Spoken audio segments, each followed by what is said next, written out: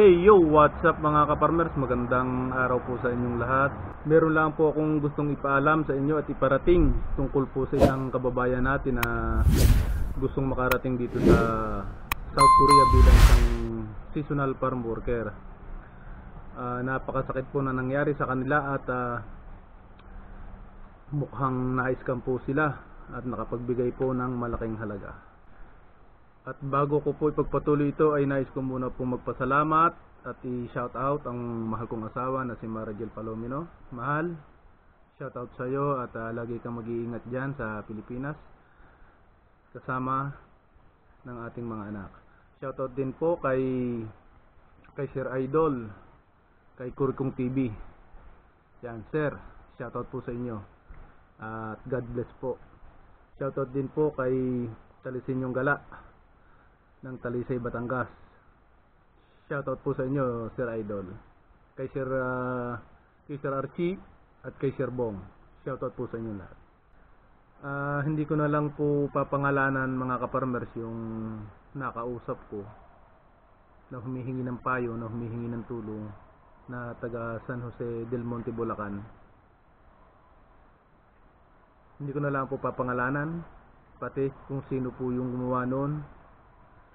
At yun naman po ay alam niya sa sarili niya na siya yun pagka mapapanood niya ang video na to.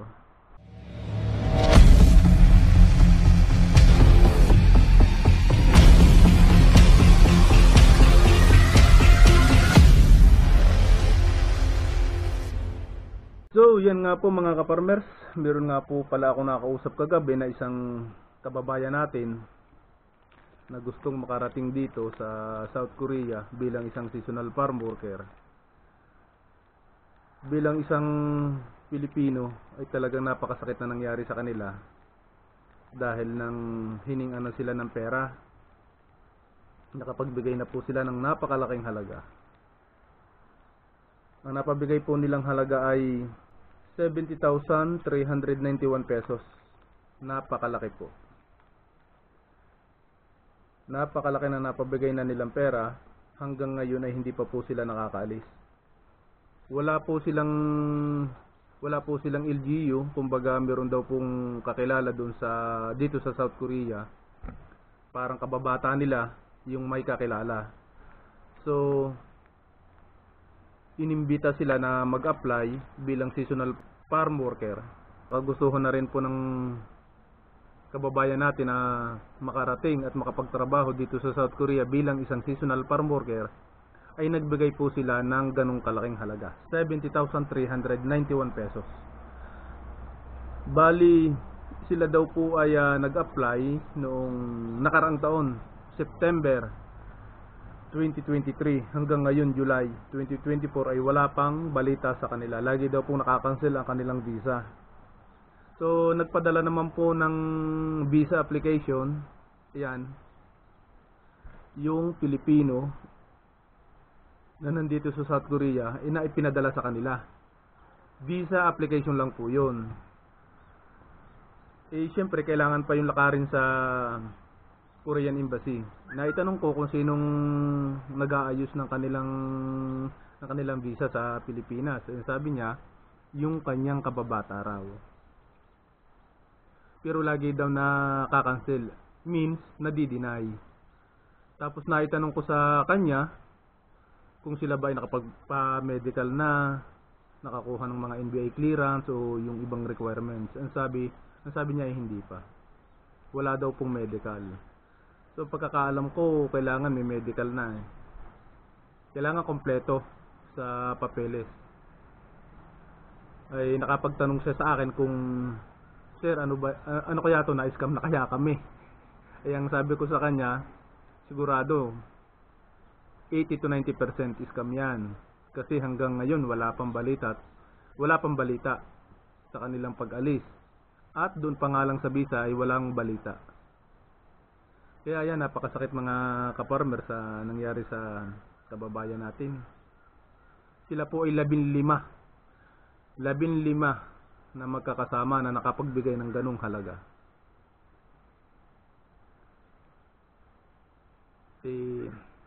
Humihingi ng tulong kung anong gagawin niya. ay ang may tutulong lang naman natin ni ka-farmers ay kundi magbigay ng payo sa kanya. Sila po pala ay mga taga San Jose del Monte. San Jose del Monte, Bulacan po.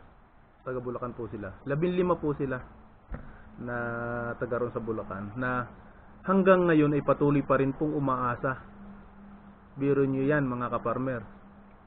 2023 September hanggang 2024 ng July, patuloy pa rin silang umaasa. Ang hirap ng sitwasyon nila. Ay ang sabi nila, kakasuhan na lang daw. Ay ang sabi ko nga ay sana nga mapabalik yung pera nila, pero malabo na mapabalik yun. At isa lang ang masasabi ko dun sa mga gumagawa ng ganyan, aba, maawa naman kayo. Kapwa nyo na, pinapahirapan nyo pa. Napakahirap kumita ng pera sa Pilipinas, tapos gaganyanin nyo lang yung mga kababayan natin. Pare-parehas tayong mga Pilipino. Huwag naman sanang ganyan. Para lang kasing nakakasama ng loob na makakarinig ka, may makakausap ka, may magchat-chat sa'yo na ganyan ang mga problema. Siyempre, pare-parehas tayong Pilipino. Sa bagay, iba siguro yung pananaw mo kung sino ka man na gumawa sa kanila, o kung sino man gumagawa ng mga ganyang illegal na gawain.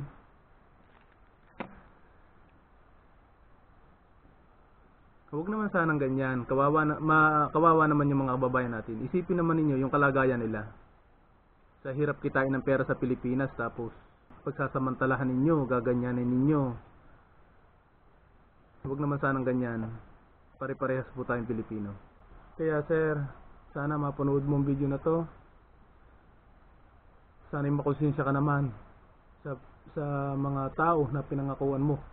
15 na tao na pinangakuan mo na makakaalis. Maawa ka naman po sa kanila. Kung saan pa po sila kumuha ng pera na ibibigay sa'yo na napakalaking halaga. Sana makonsensya ka. So yan po mga ka-farmers. So hanggang dito na lang po ang video na to. Doon po kay sir na nakausap ko kagabi, nakachat ko kagabi, ay God bless po sa inyo. Good luck po kung anong magiging resulta sa hakbang na inyong gagawin. Kung ano man ang inyong gawin ay gabayan kayo ng ating Panginoon. Yan lang po mga ka-farmers, at magandang araw po ulit sa inyong lahat, at God bless po.